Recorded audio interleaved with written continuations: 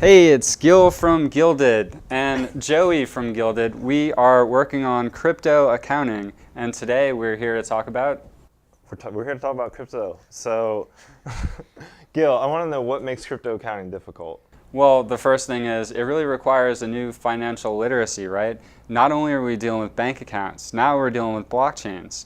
We're not dealing with just accounts, we're dealing with wallets, we're not dealing with settlement, we're dealing with confirmation.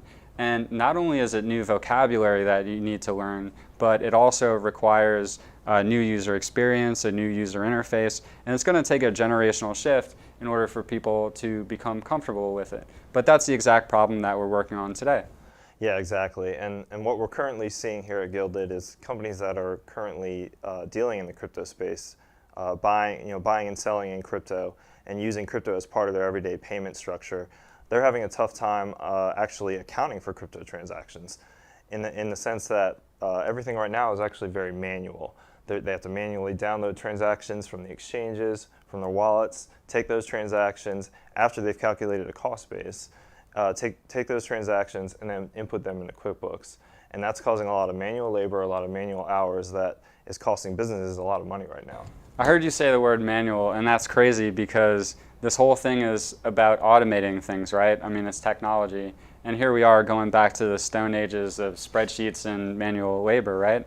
But the problem with that, especially for accounting, is that when you get humans involved, there's always the chance for mistakes and for things to go wrong.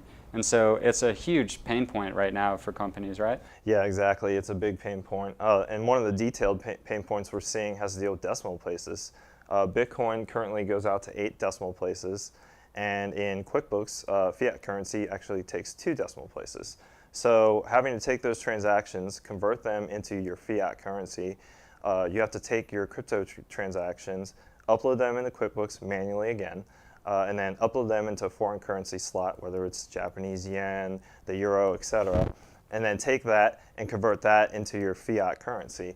And when you convert that, it causes all sorts of gain-loss issues, etc. So there's just a headache of transactions that can go, of issues that can go on. Wow, that's really crazy. The other thing that I wanted to mention is regulations, right?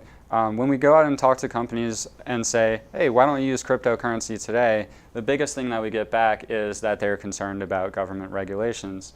And as far as that goes, the biggest issue there right now is how do I keep track of this for taxes, right? So how are companies dealing with that? Yeah, absolutely. So right now there's not a lot of guidance out there. The SEC is kind of dragging their feet. Some of the big 4 accounting firms are coming out and saying, all right, well, since there's nothing out there, we're gonna say this is how it should be treated, and this is how we're gonna treat it going forward. There's a lot of back and forth right now, and kind of a lot of uncertainty in that.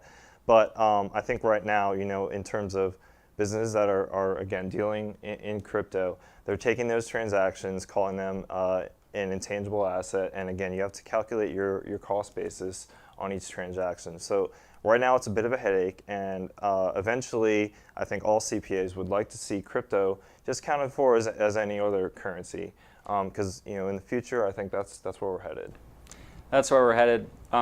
Today, what we're working on is making it really easy to connect to your wallets and your exchanges, download all those transactions into a common format, and then allow you to easily import those transactions into your existing accounting software, right? So that's a pretty good start. Yeah, exactly. That's a great start, and that's going to save a lot of time and a lot of money.